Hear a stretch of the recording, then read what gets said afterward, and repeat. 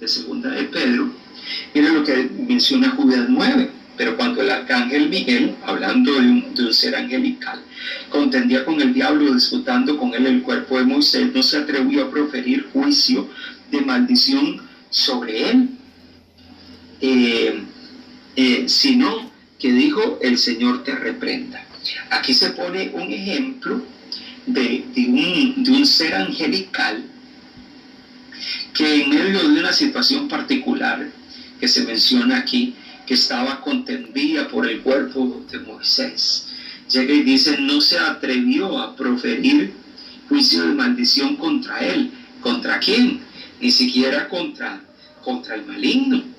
O sea, ni siquiera el arcángel Miguel, con todo su potestad de ser un ángel, un arcángel de Dios, en medio de contender contra ese otro ángel que llamamos el diablo o Satanás, que es un ser angelical también, no se atrevió a proferir ningún tipo de expresión contra este, sino que dijo: el Señor te reprenda.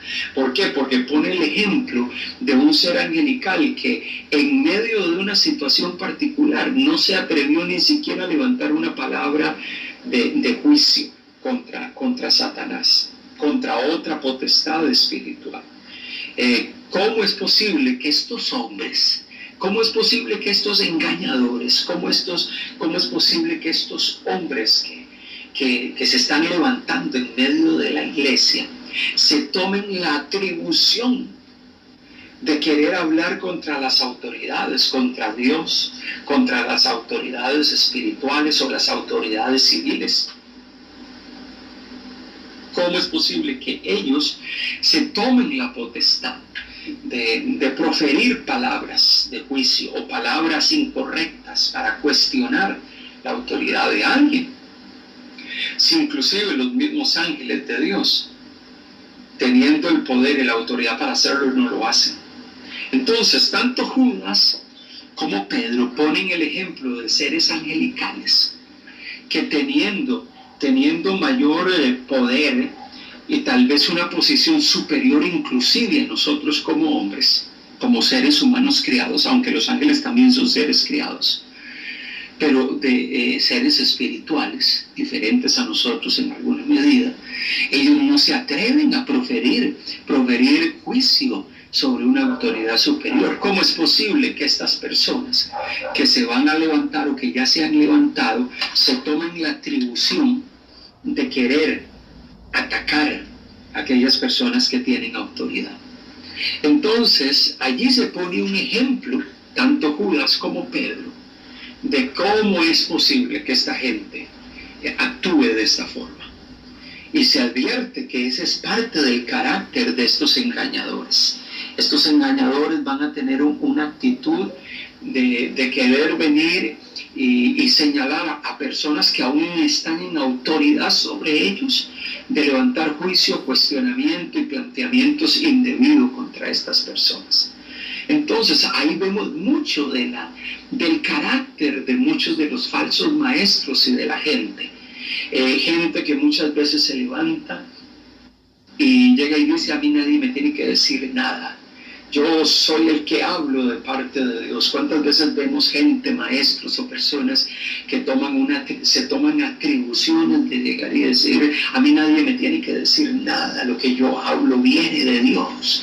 Y se toman una posición de cuestionar a cualquier otra persona, de cuestionar a la autoridad humana, de cuestionar a cualquier otra autoridad espiritual, y pensamos que estamos por encima de los demás. Muchas veces eso sucede. Y por lo general los falsos maestros, las personas que se levantan con estas características de falsos maestros, son personas que piensan que ellos no tienen que ser cuestionados por nadie. Esas personas piensan de que a ellos nadie les tiene que decir lo que está correcto y es incorrecto. Ellos dicen: esto es de Dios y punto, nadie me tiene que cuestionar, porque aquellos que somos de Dios, dicen ellos, nadie los cuestiona. Entonces muchas veces quieren ponerse por encima de la autoridad de otros. Pedro y Judas advierten que Estos falsos maestros tienen ese tipo de actitud y estas características. Ese tipo de engañadores son personas que se toman la atribución de pensar que están por encima de los demás y nadie les puede decir nada ni nadie los puede cuestionar. Más bien ellos son los que cuestionan a otros. Más bien son ellos los que señalan a otros y piensan que tienen toda la autoridad para hacerlo porque consideran que están a un nivel superior que todos los demás. Entonces, se nos advierte de ese tipo de personas. Pedro advierte y Judas advierte de eso. Y uno se preguntará, ¿será que a lo largo de la historia del cristianismo, tanto en el siglo I como ahora, ha habido gente con esas características? Sí. E inclusive siguen habiéndolas. Siguen habiendo personas con ese tipo de características. Personas que consideran que tienen la autoridad para poder cuestionar a todos. Y que nadie los puede cuestionar a ellos. Pero esa es una característica muy propia de los engañadores, de los falsos profetas y de los falsos maestros. Usted no los puede exhortar. ¿Por qué? Porque ellos se dan la atribución de infalibilidad, de ser infalibles, no se equivocan. En lo que dicen ellos piensan que es palabra directa de la boca de Dios.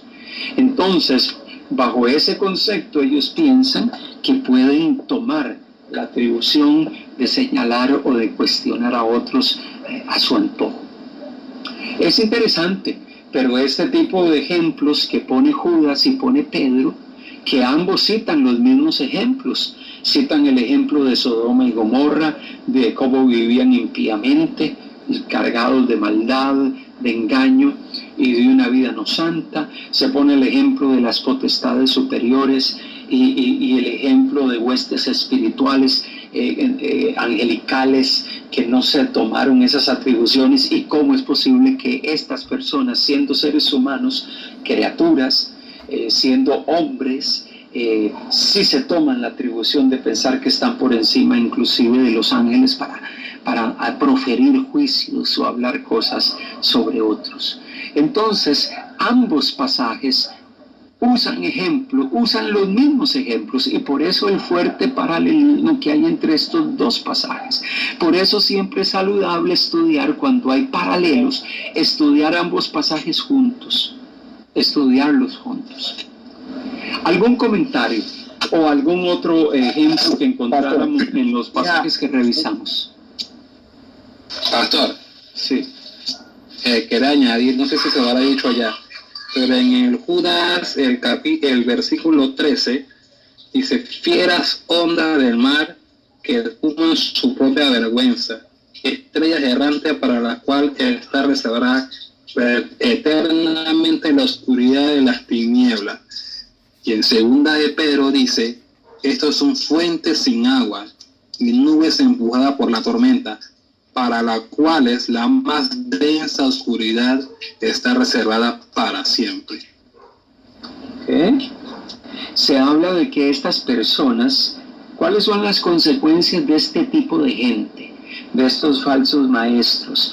Dice que son fuentes sin agua, dice el versículo 17, y nubes empujadas por la tormenta, para los cuales está, y habla del destino, está destinada a la más densa oscuridad para siempre.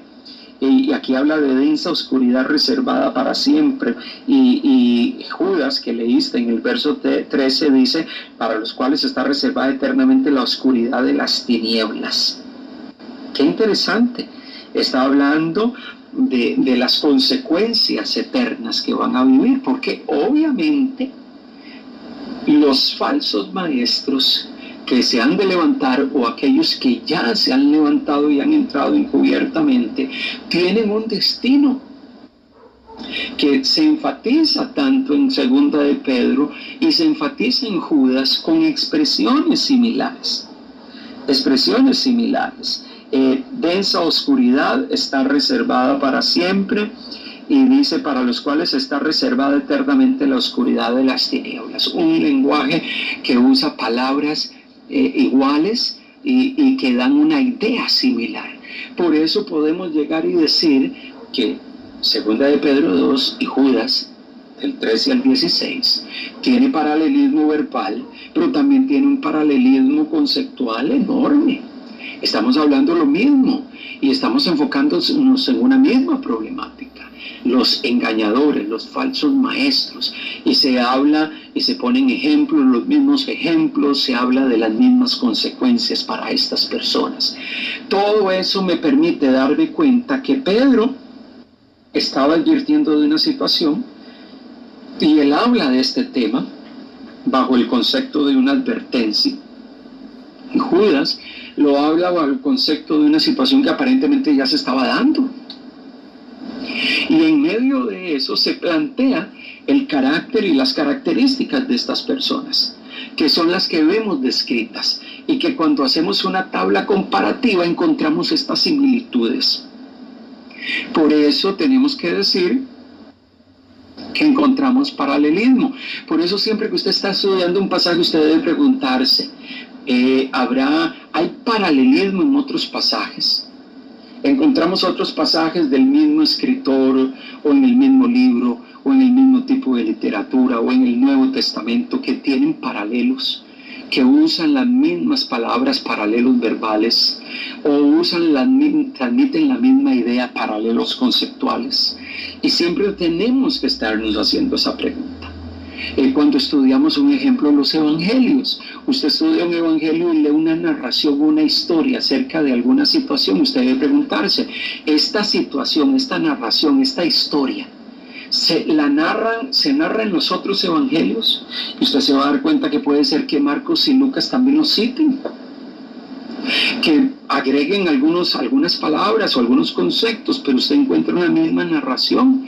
Hay muchas similitudes, algunas palabras diferentes, pero la idea es la misma en muchos casos, y las palabras que se usan también son similares. Entonces ahí hay paralelismo también. Es saludable estudiar esos pasajes simultáneamente, ponerlos en una columna en paralelo para poder estudiarla y analizarla en conjunto. ¿Ok? ¿Alguien más? Otro versículo que nos llamara la atención y que encontráramos similitudes.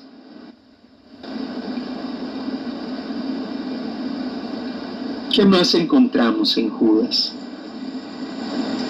Encontramos en Judas, hermano, en el versículo 12, igualmente dice, estos son manchas en vuestros ágapes que comiendo impúdicamente con vosotros apacientan a sí mismos.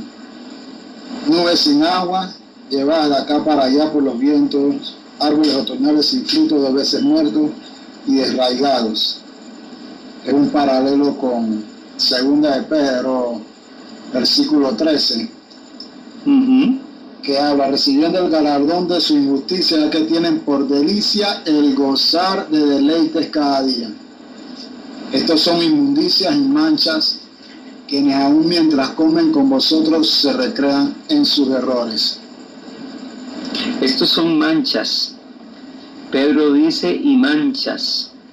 Y Judas dice, estos son manchas en vuestros ágapes. Qué interesante. Dice que tienen por delicia el gozar de los deleites de cada día. Dice, comiendo impúdicamente con vosotros se apacientan a sí mismos. Nubes sin agua, se menciona, llevados de acá por allá por los vientos. Qué interesante, porque se utiliza un lenguaje muy similar cuando se da esa idea de que son, ¿cómo se llama?, de que son manchas. Y manchas que, versículo 12, en vuestros ágapes. ¿Qué idea nos da cuando decimos que hay una mancha en un ágape? Cuando decimos que hay una... ¿A qué se estará refiriendo ahí cuando habla de ágape? ¿Qué piensan ustedes? ¿Qué significa ahí manchas en vuestros ágapes? ¿Qué piensan ustedes que significa ahí la palabra ágapes? sería interesante investigar. Ágape, buscándolo yo en el diccionario, en plural, tiene el significado de fiesta de amor, ya que ágape es amor. Entonces, fiesta de amor. Y de la mancha hay una referencia también de que el verdadero significado, ya que hay un significado que no es el correcto, es escollos ocultos sobre lo que golpea al mar.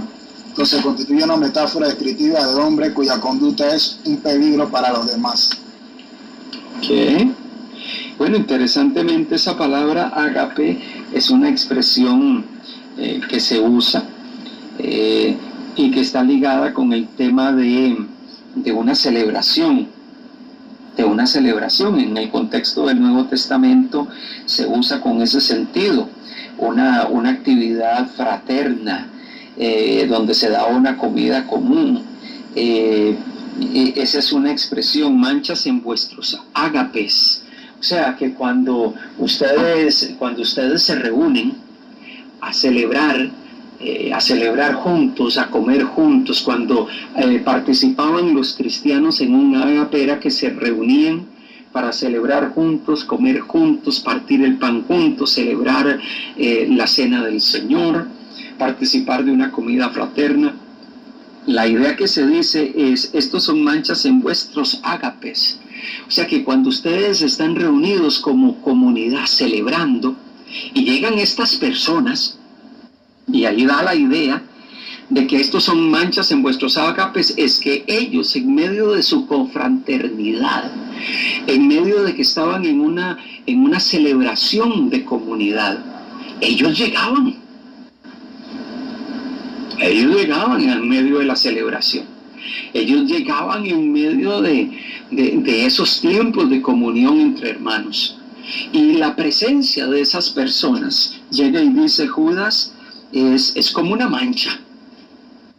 Esto está lleno de pureza y de un momento a otro llegan estas personas con estas características, cargados de estos pecados, cargados de estas conductas, cargados de estas formas de enseñar incorrectas. En medio de todo eso, ellos manchan. Ellos son una mancha. Es que alguien que se conduce así, alguien que se comporta de esa manera, alguien que anda enseñando cosas incorrectas, alguien que vive una conducta desenfrenada y que viene y está en medio de la comunidad, es una mancha. ¿Por qué? Y es mancha en el sentido de que su conducta incorrecta está afectando o está teniendo un impacto, está ensuciando a la comunidad. Entonces, la advertencia de Pedro es, sean conscientes de esto, que cuando vemos una situación así, ¿qué es lo que deberíamos de hacer como comunidad en medio de eso? Bueno, la actitud que deberíamos de tener es poder acercarnos y poder llegar y decir, mira, esta conducta que tú tienes está mal, porque eso no es lo que Dios está deseando. Eso que estás haciendo, cómo te estás comportando, cómo estás viviendo. ¿Por qué? Porque obviamente el proceso natural en medio de la grey o de la comunión unos con otros es que aquellos que están caminando de esa manera puedan ser exhortados a través de una exhortación, a través de una palabra de cómo se llama, que impacte su corazón para que Dios confronte su vida y puedan ser conscientes de que están caminando por una senda de libertinaje, de inmoralidad y de acciones, ¿cómo se llama?, impuras.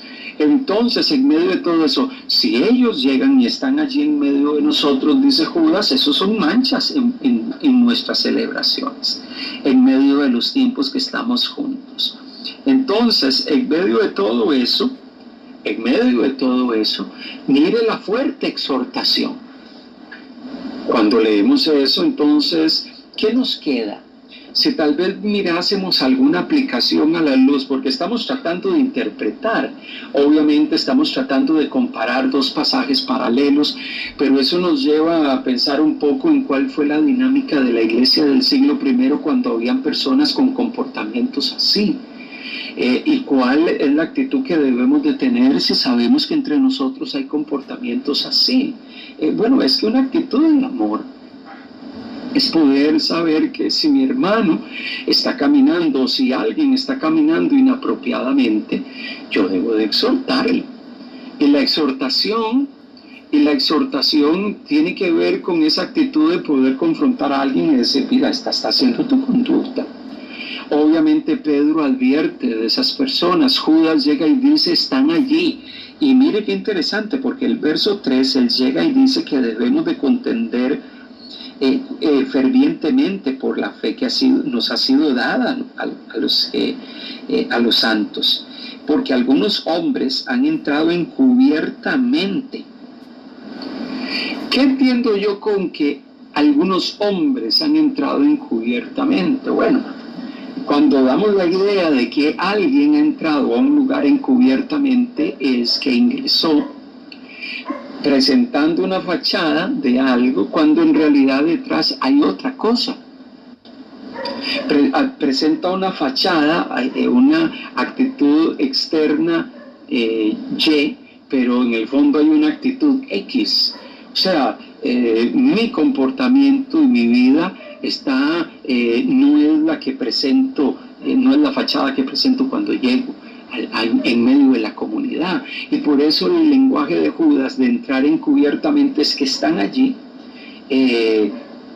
Tito llega y habla de personas que aparentan piedad. Él usa la expresión para hablar de personas que tienen que ser enseñadas, que aparentan piedad, pero que no viven conforme a esa piedad. El concepto que mencionas, no sé si acabas de poner, Alex, el concepto de hipocresía. Bueno, el concepto de hipocresía, recordemos que es un término que se usaba en la antigüedad para hablar de esas máscaras que se usaban en los anfiteatros, que se usaban en los lugares donde habían, obras teatrales. Entonces, cuando alguien se ponía una máscara frente a su cara para hacer una dramatización ante algunas personas, ahí es donde se usaba la palabra hipocresía, que es una palabra que se origina del idioma griego, y que dan la idea de alguien que da una cara, una fachada, cuando en el fondo es otra cosa. O sea, se da la apariencia de algo, pero en el fondo es otra persona.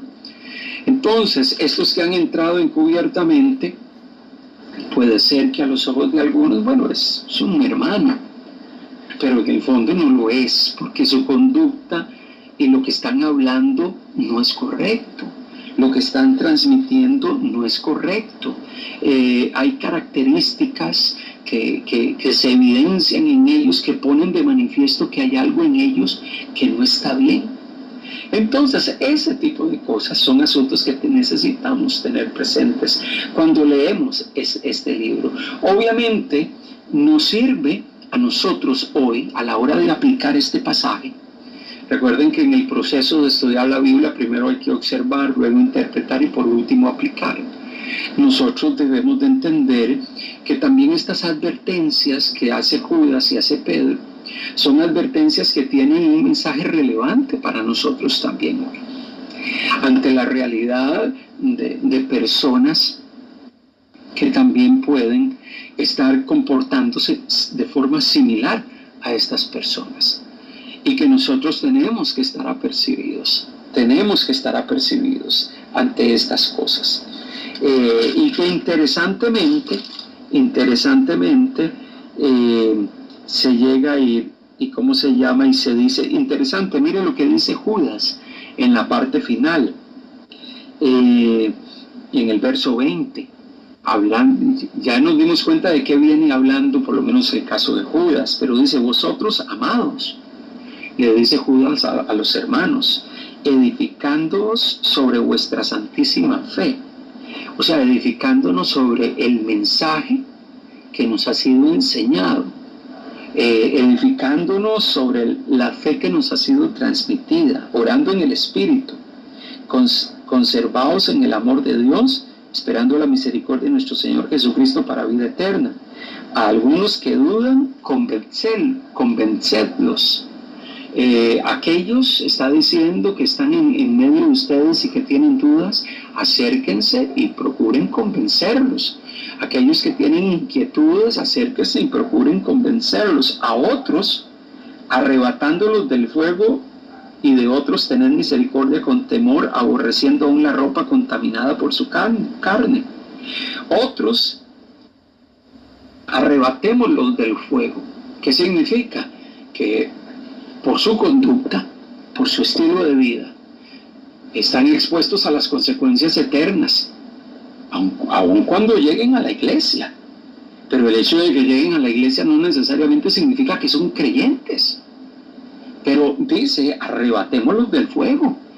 ¿En qué sentido se puede arrebatar a alguien del fuego? Bueno, compartiendo la verdad, para que esa persona pueda enderezar su camino.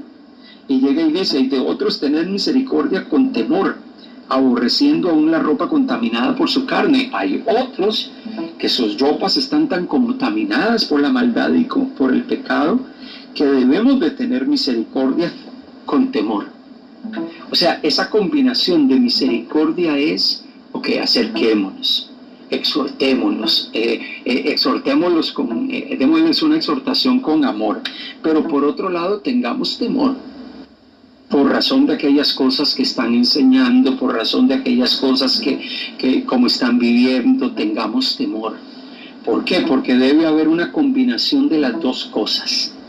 No una actitud benevolente de perdonémosle, pobrecito, no, también una actitud de temor, porque lo que está hablando y como está viviendo puede tener un impacto negativo sobre las personas, el resto de personas en medio de la grey. Entonces, estos pasajes nos exhortan cuál debe ser nuestro comportamiento y cómo debemos de manejar este tipo de situaciones.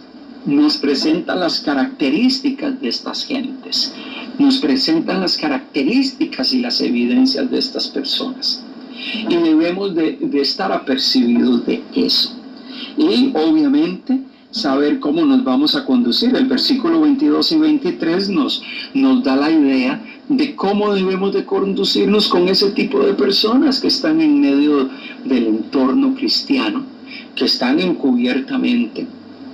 ¿Cuál debe de ser nuestra actitud?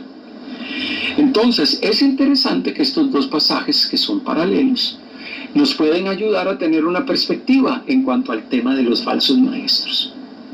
Pero estudiarlos juntos nos empieza a dar algunas ideas interesantes, inclusive de cómo debemos de manejar estas situaciones, inclusive cuando se puedan estar dando en medio de nuestro entorno, del entorno de la iglesia.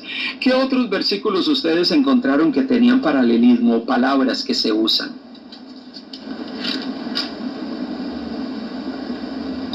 ¿Qué otra encontramos, hermanos?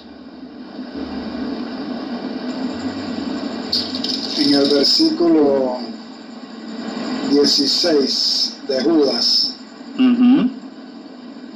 dice: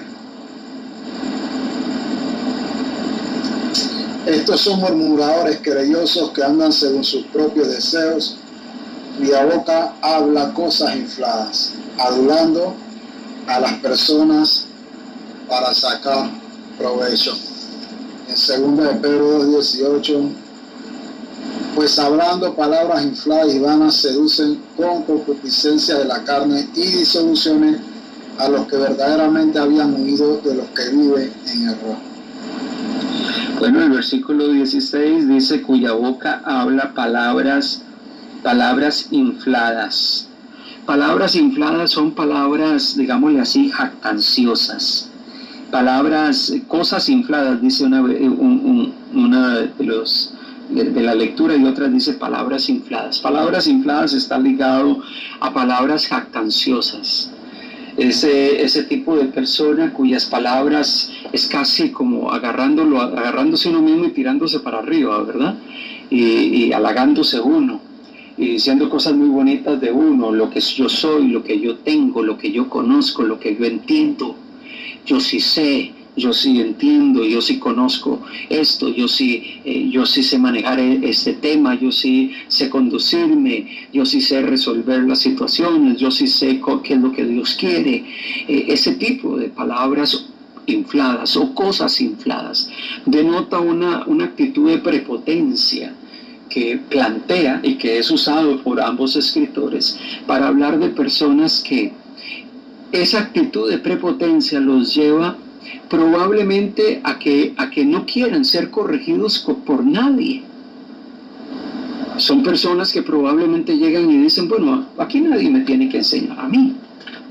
Aquí nadie tiene algo para aportarme. Porque aquí todo el mundo es un montón de ignorantes. Yo soy el único que sé.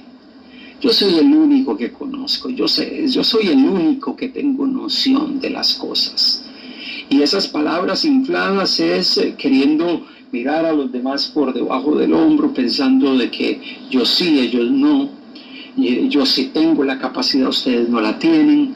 Entonces, ese tipo de actitud es una característica propia de aquellas personas que Pedro y Judas plantean, que se han de levantar o que se estaban levantando en medio de la iglesia.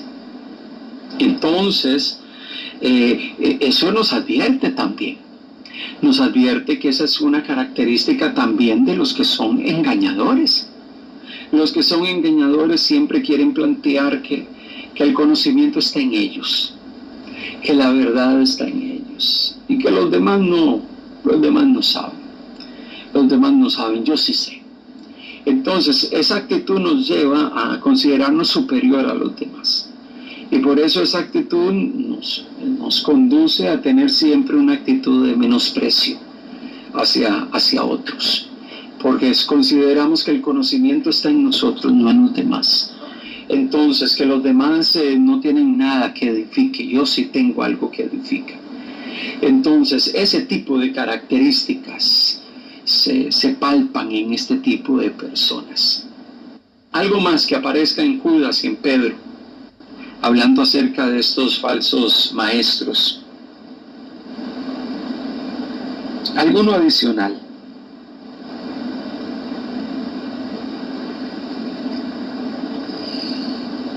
¿Ya los hemos visto todos o no?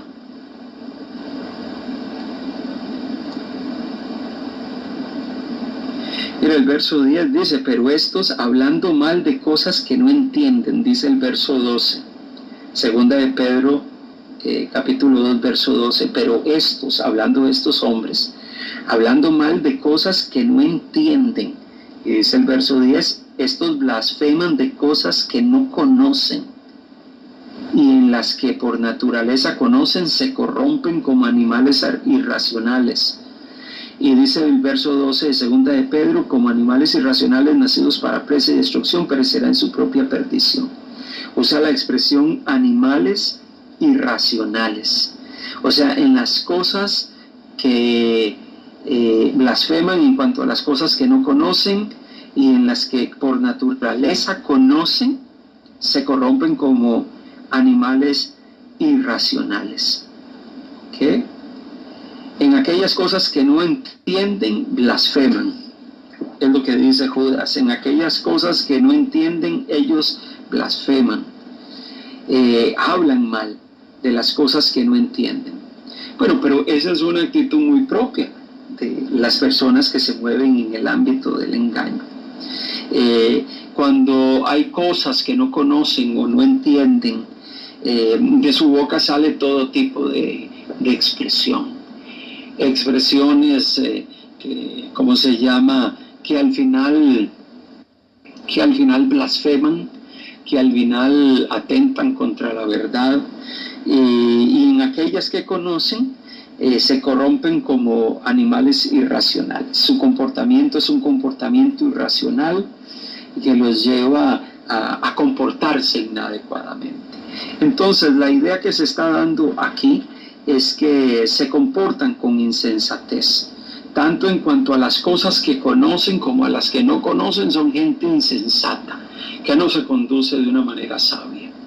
Pero qué interesante entonces cuando leemos estos textos, que hemos tratado de hacer un cuadro comparativo, porque eso que Pedro advierte y eso que Judas plantea que ya se estaba suscitando en la iglesia, pareciese que siguen siendo situaciones que vivimos hoy. Bueno, porque a lo largo de la historia del cristianismo no ha estado exento de este tipo de personas. Y probablemente no vayamos a estarlo. Probablemente van a seguirse levantando y la advertencia sigue siendo la misma. No solamente ahora en nuestro tiempo, sino inclusive en el futuro, probablemente hay gente que se va a levantar. ¿Cuál debe de ser tu actitud y la mía ante esto? Bueno, primero, estar advertidos de que esas cosas suceden. De que inclusive dentro del entorno de la iglesia hay personas que actúan encubiertamente en medio de la iglesia, que aparentan ser algo. Y por eso es que usted en muchos pasajes de la Escritura habla de hombres hablando de falsos profetas que son lobos vestidos de oveja, dicen los evangelios, advirtiendo de los falsos profetas. Gente que está allí, que aparenta algo. Pablo le dice a Tito en el capítulo 1, advierte contra gente que aparenta piedad, pero que no se conduce conforme a la piedad. Entonces, cuando yo leo ese tipo de pasajes, me doy cuenta que la advertencia en la Escritura, y no solo en estos dos pasajes, sino en muchos otros lugares, es que nosotros necesitamos estar apercibidos con este tema. Porque hay gente que va a aparentar eso, sí. Estas personas que tienen esta actitud de aparentar y que son otras cosas, cuando leen estos pasajes, pastor, ¿cómo lo interpretan ellos? ¿Lo asocian a otras personas o no se miran ellos? Bueno, uno desearía que la palabra pudiese hablarles tan profundamente que ellos dicen: Señor, me arrepiento porque yo estoy comportándome así. Y que la palabra confronte su corazón.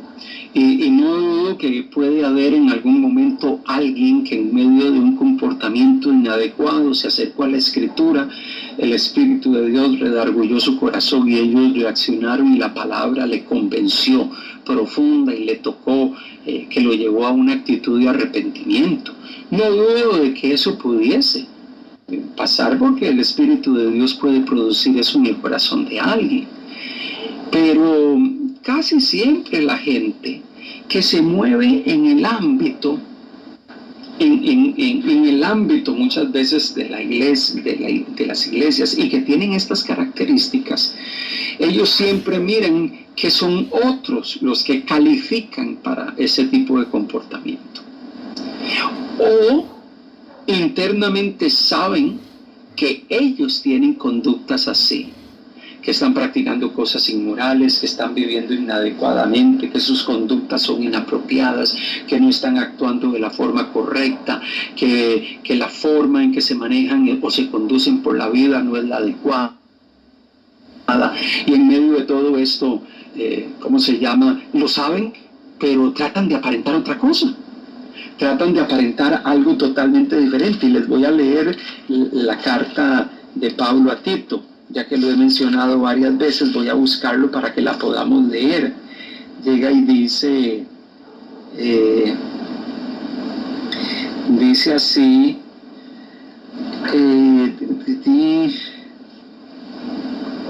dice así, recordemos que Pablo envió a Tito a Creta a atender una serie de circunstancias que había en ese lugar. Y llega y dice, versículo 10 del capítulo 1, porque hay muchos contumaces. Nuevamente se usa la palabra contumaz, habladores de vanidades y engañadores, mayormente los de la circuncisión, o sea, gente que viene de contexto judío, a los cuales es preciso tapar la boca, que trastornan casas enteras, enseñando por ganancia deshonesta lo que no conviene. Uno de ellos, su propio profeta, dijo: cretenses, siempre mentirosos, malas bestias, glotones, ociosos. Ese testimonio es verdadero, por tanto, repréndelos duramente para que sean sanos en la fe. Gente que sea sana en la fe. Digo, ¿cómo sanos en la fe? ¿Será que son personas que estaban en ese entorno conviviendo con los hermanos en la iglesia y tenían actitudes así que no atendiendo? O sea, reprenderlos duramente a que no atiendan a fábulas judaicas, dice el verso 14, ni a mandamientos de hombres que se apartan de la verdad. Todas las cosas son puras para los puros, mas para los corrompidos e incrédulos nada le es puro, pues hasta su mente y su conciencia están corrompidas. Profesan conocer a Dios, pero con sus hechos lo niegan, siendo abominables, rebeldes, reprobados en cuanto a toda buena obra. Dice, profesan conocer a Dios, pero con sus hechos lo niegan. Personas que dicen, yo lo conozco a Él, yo tengo una relación con Él, pero sus hechos muestran otra cosa. Sus hechos ponen de manifiesto otra cosa. Entonces pareciese que en medio del entorno de Creta habían también falsos maestros, principalmente gente de contexto judío que se había convertido al cristianismo, pero que profesaban conocer a Dios, pero sus acciones lo niegan. Sus acciones lo niegan. Hay personas que pueden llegar y decir, sí, yo conozco al Señor, y que algunos en medio de su caminar se conducen con ciertas manifestaciones incorrectas y que tienen que ser exhortados para que corrijan su camino, y que puede ser que lo corrigen, pero hay otros que probablemente dicen, sí, yo soy consciente de que estoy mal o que hay algo que está mal en mi vida, pero trato de aparentar, y con esa actitud de hipocresía, ahí sí cabe el término hipocresía, aparento que soy una persona piadosa, aparento que soy una persona que me conduzco correctamente, cuando en el fondo yo sé que no. Cuando en el fondo yo sé que no lo estoy haciendo. Entonces ahí sí cabe el término hipocresía, porque soy consciente de que hay cosas que no están bien, pero no tomo acciones para que esas cosas se acaben. Aun cuando muchas veces puede ser que inclusive el Espíritu de Dios ha estado hablando al corazón de esa persona para exhortarle y decirle que no se conduzca así. Pero muchas veces hay personas que simplemente se insensibilizan a la voz de Dios, al hablar de Dios a su corazón, y se dejan llevar por ese comportamiento y simplemente siguen su vida aparentando y haciendo creer que ellos viven conforme a una vida piadosa, cuando no es así. Qué interesante, porque entonces estos pasajes, a pesar de que fueron citados en un contexto que estaba dándose situaciones concretas, sigue siendo un texto de la Biblia tremendamente relevante para nosotros hoy.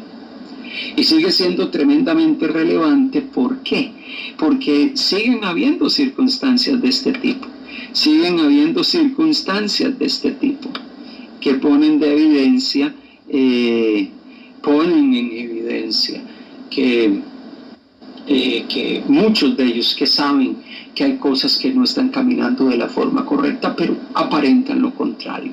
Habrán muchos que Dios hablará a su corazón y ellos responderán y arrepentidos vendrán delante del Señor. A nosotros nos tocará, como dice Judas, a los que dudas convencerlos, a los que están expuestos a la condenación y al castigo de Dios por causa de su conducta, arrebatémoslos del fuego. O sea, procuremos decirles, mira lo que estás haciendo, eso no está bien.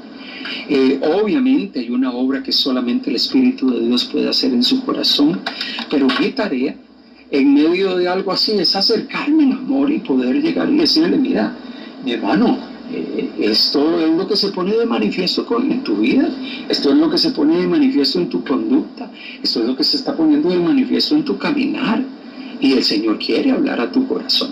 Arrebatémoslos del fuego. Obviamente es parte de nuestra tarea.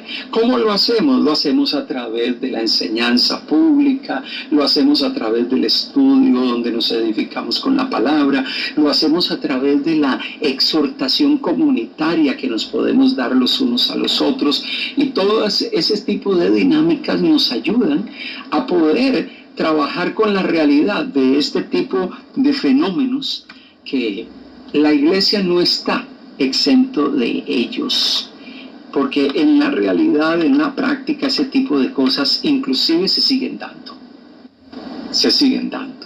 Entonces necesitamos estar apercibidos con esta temática. Bueno, hoy hemos tratado de sacar algunas aplicaciones en medio de lo que hemos estado leyendo, pero obviamente estudiar un pasaje y si tiene pasajes paralelos, estudiarlos simultáneamente nos da una panorámica general de ese tema a la luz de la Biblia. Por eso es relevante que podamos considerar los pasajes paralelos como algo importante a la hora de estudiar el texto bíblico.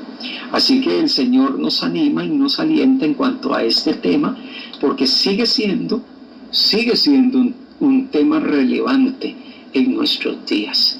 Sigue siendo un tema relevante que tiene connotaciones particulares, específicas para nosotros hoy, porque también se viven esas circunstancias inclusive hoy en nuestros días. Así que hacemos bien en poder conocer un poco del trasfondo de estos pasajes, de manera que podamos examinarlos y hacer un análisis. ¿Qué vamos a hacer para la próxima semana? Bueno, la próxima semana vamos a estar teniendo otro texto.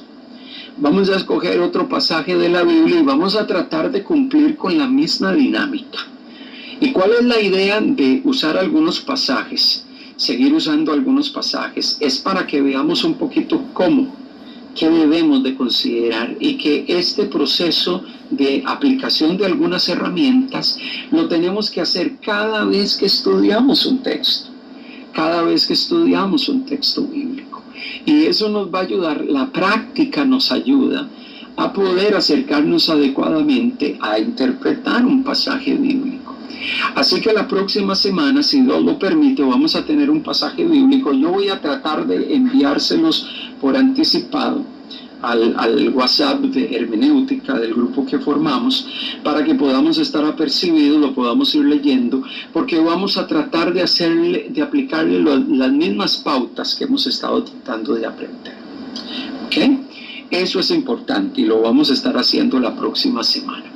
Este fin de semana, motivarnos, tenemos programa congregacional, y como se llama, queremos recordarnos que a las 3 de la tarde vamos a estar en el Salón Oropéndulas del Parque Natural para tener nuestro programa de culto. Motivarnos con esta temática. También que miren el calendario, porque el fin de semana del 21 tenemos un desayuno congregacional, un culto de resurrección a las 7:30 de la mañana, pero también tenemos un desayuno. Creo que Bielquita, ella nos está ayudando con el tema de poder coordinar un tema de un desayuno. Algunos de nosotros hemos estado siendo invitados a poder colaborar con algo para el desayuno de ese día, poder llevarlo temprano. Pero si hay alguien que tal vez no está anotado y quisiera involucrarse, contacte a Bielka de Cortés para ver en qué podría usted apoyar para ese día. Vamos a estar alabando al Señor, recordando la resurrección del Señor en el programa dominical el 21, pero también vamos a desayunar juntos. En Utibé el viernes vamos a estar a las 5:30 de la noche, vamos a estar proyectando una película ya para los niños y los papás.